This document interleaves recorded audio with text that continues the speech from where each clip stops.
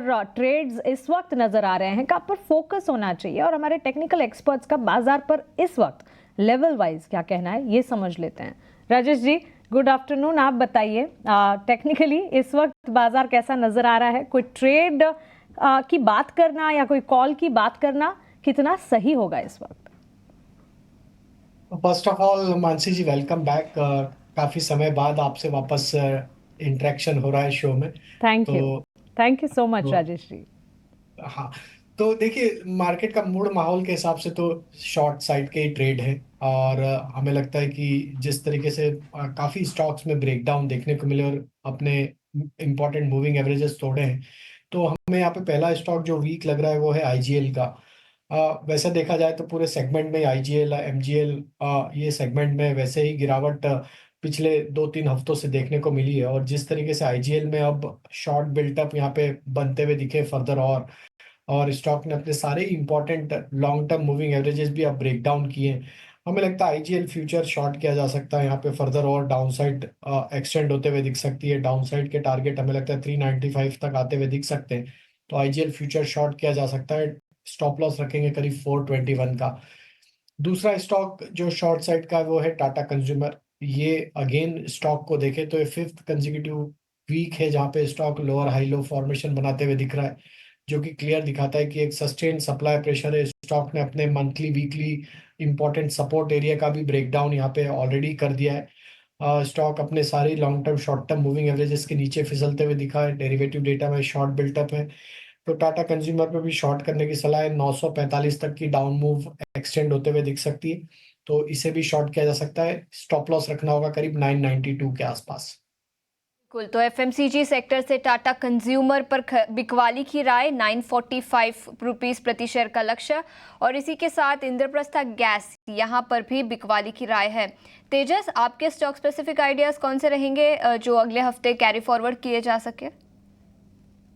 तो जो मेरे जो स्टॉक आइडियाज है वो थोड़ी पोजिशनल के हिसाब से है, क्योंकि बाजार काफी गिर गया हुआ है। तो थोड़ा शॉर्ट टर्म नजरिए से बाइंग करना एडवाइजेबल नहीं है। तो पहला जो स्टॉक है वो है भारतीय एयरटेल लिमिटेड। अगर आप देखेंगे तो मार्केट में काफी गिरावट आ गई है, बट ये जो स्टॉक है एक चट्टान की तरह मजबूत है। और वो अपना जो 50 दिन की मूविंग एवरेज है उसको भी होल्ड करके रखा है। 2-3 दिन से एक हल्की गिरावट आई है स्टॉक में, बट कोई भारी गिरावट नहीं है। चार्ट स्ट्रक्चर इसका अभी भी काफी स्ट्रांग है। तो ये जो स्टॉक है भारतीय एयरटेल का, हम करंट भाव पे या डिप पे खरीदारी करने की राय दे रहे हैं। इसमें आपको स्टॉप लॉस लगाना है 1609 का, और पहला लक्ष्य रहेगा 1720 का, और दूसरा लक्ष्य रहेगा 1780 का। और time horizon will be 8 to 10 working days. इसके अलावा जो दूसरा जो स्टॉक है वो मेरा मेटल सेक्टर से है, और वो एक पोजिशनल कॉल है। अगर मेटल सेक्टर में देखेंगे तो नाल्को ने एक मल्टी ईयर ब्रेकआउट दिया था रिसेंटली, और मुझे लग रहा है ये स्टॉक ने एक अभी रिसेंटली एक अच्छा खासा स्विंग हाई बना के एक अच्छा खासा 10% का करेक्शन दिया है। तो मुझे लग रहा है नैल्को में ये करेक्शन में एक अच्छा रिस्क रिवॉर्ड बैठ रहा है लॉन्ग पोजीशन बनाने के लिए। स्टॉक अभी भी उसकी जो 20 दिन और 50 दिन की मूविंग एवरेज को होल्ड करके रखा है। हायर टॉप हायर बॉटम का फॉर्मेशन है। तो जिनका 2 से 3 महीने का नजरिया है वो ये स्टॉक में करंट भाव पे या डिप में खरीदारी कर सकते हैं। इसमें आपको थोड़ा पोजिशनल व्यू लेना पड़ेगा 2 से 3 महीने का। इसमें स्टॉप लॉस लगाना है आपको 197 का। इसका पहला लक्ष्य रहेगा 235 का, और दूसरा लक्ष्य रहेगा 250 का। तो भारतीय एयरटेल पर खरीदारी की राय, और इसी के साथ मेटल सेक्टर से नैल्को यानी नेशनल एल्यूमिनियम, यहाँ पर भी तेजस ने खरीदारी की राय दी है। तेजस, मेटल स्टॉक्स पर ही फोकस करते हैं। याद रखें, निफ्टी मेटल इंडेक्स सबसे बड़ा सेक्टोरल लूजर है। आज के ट्रेडिंग सेशन में 3.5% की गिरावट यहाँ पर दिखी है।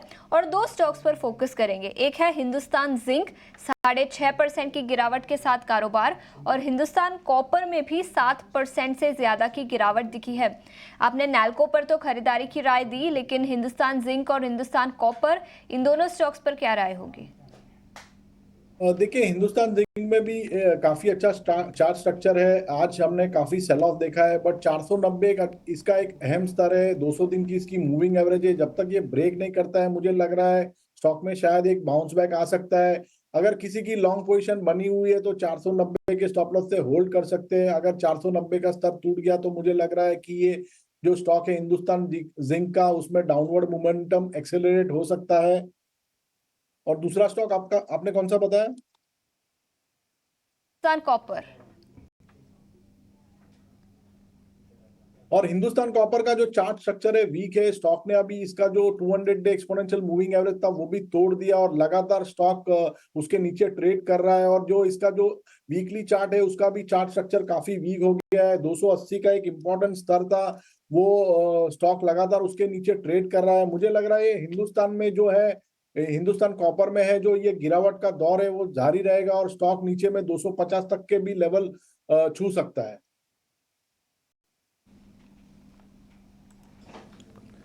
ठीक है, 250 तक भी गिर सकता है। देखिए, कमजोरी के बाजार में ना अच्छी स्ट्रेटजी ये भी होती है कि आप ना अपने कैपिटल के प्रोटेक्शन पर ज़्यादा फोकस करें। पूंजी सुरक्षित होनी चाहिए, ट्रेड थोड़े कम लीजिए, लेकिन जो लीजिए पक्के लीजिए। नहीं अगर कन्विक्शन आ रहा है मत लीजिए। मतलब बाजार अगर ऐसा हो, ज़बरदस्ती का ट्रेड क्यों लेना। जहां बन रहे हो उसके लिए हमारे एक्सपर्ट्स आपकी मदद कर भी रहे हैं और जो चुनिंदा शेयर बताए जा रहे हैं उन पर ही फोकस कीजिए। एक और चीज़ ध्यान में रखिए, स्टॉप लॉसेस को बहुत ही स्ट्रिक्टली फॉलो कीजिए, जो भी स्टॉप लॉसेस बताए जा रहे हैं, क्योंकि हम देख रहे हैं कि कई बार जब फ्री फॉल वाला मोमेंटम होता है बाजार में, कुछ उसी तरह की स्थिति दिख रही है। कोई सपोर्ट्स को रिस्पेक्ट नहीं कर रहा है बाजार, तो उस स्थिति में क्या होता है कि फिर स्टॉक का रिएक्शन भी उसके हिसाब से नहीं रहता है कि जो बताया गया आपको, तो वो ध्यान में रखना है आपको।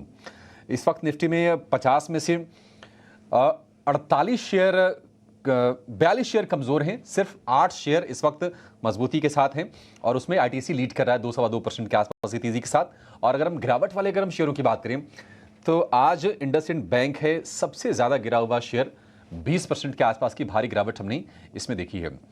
एक काम करते हैं, जरा ये समझ लेते हैं, फिर से एक बार आपको बता देते हैं कि इंडसइंड बैंक में आखिर प्रॉब्लम क्या हुई है, नतीजों में क्या चीजें ऐसी रही जिसने सबसे ज्यादा मूड को डिसरप्ट करने का काम किया है, और उसके बाद जो ब्रोकरेजेस की रिपोर्ट्स आ रही हैं वो किस तरह की आ रही हैं।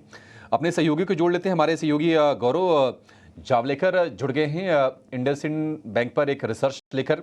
गौरव, निश्चित तौर पर इंडसइंड बैंक के निवेशकों के लिए बहुत ज्यादा निराश करने वाला दिन आज का रहा है।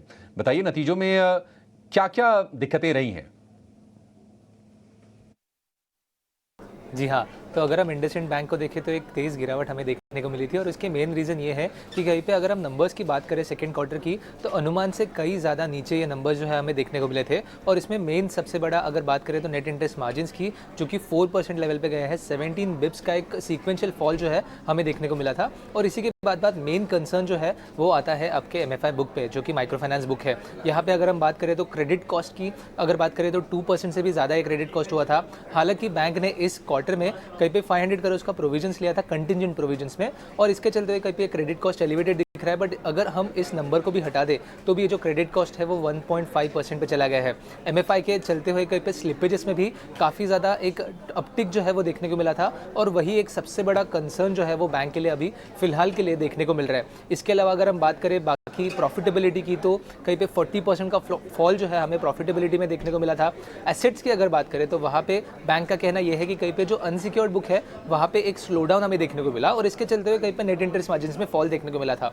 बट आगे जाके जो आउटलुक है वहाँ पे भी एक वीकनेस बैंक की तरफ से देखने को मिला था। उन्होंने कहा है कि जो 18 to 20% का ग्रोथ रेट था जो बैंक में पहले था वो इस साल में आना काफ़ी ज़्यादा मुश्किल है, और इसके चलते हुए कहीं पे एक ग्रोथ कंसर्न जो है वो भी हमें देखने को मिला था। आगे जाके इन सब के चलते हुए अगर हम ब्रोकरेजेस की माने तो वहाँ पे भी एक काफ़ी बेरिश व्यू हमें ब्रोकरेजेस की तरफ से मिला था। कहीं पे एक टारगेट प्राइस में कट हमें देखने को मिला था। जैसे अगर हम बात करें IIFL की तो वहाँ पे उन्होंने टारगेट प्राइस में कट किया है। इसी के बाद अगर हम बात करें इन्वेस्टेक की तो वहाँ पे भी टारगेट प्राइस कट किया था। नुआमा की अगर बात करें तो वहाँ पे उन्होंने डाउनग्रेड भी किया रेटिंग, और इसी के साथ साथ टारगेट प्राइस जो है वो कट करके 1290 रुपीज़ का दिया था, जो कि पहले 1690 का था। तो एक शार्प कट जो है वो हमें देखने को मिला था, क्योंकि ब्रोकरेज से कहीं पे EPS में भी एस्टिमेट्स में कट किया है। और आखिर में अगर हम बात करें नोमुरा तो वहाँ पे भी एक शार्प कट हमें देखने को मिला था, जो कि पहले 1580 रुपये का टारगेट था वो 1220 रुपीज़ का किया है। तो दोनों तरफ से बैंक की तरफ से भी एक वीकनेस देखने को मिला, और ब्रोकरेजेस की तरफ से जो व्यू था वहाँ पे भी एक वीकनेस देखने को मिला। और इसी का रिजल्ट अगर हम बात करें इंडसइंड बैंक के शेयर प्राइस की तो एक शार्प फॉल आज के दिन में देखने को मिला है। बट आगे जाके ये परफॉर्मेंस कैसे रहेगा ये देखना काफ़ी ज़्यादा ज़रूरी रहेगा। ठीक है, शुक्रिया गौरव।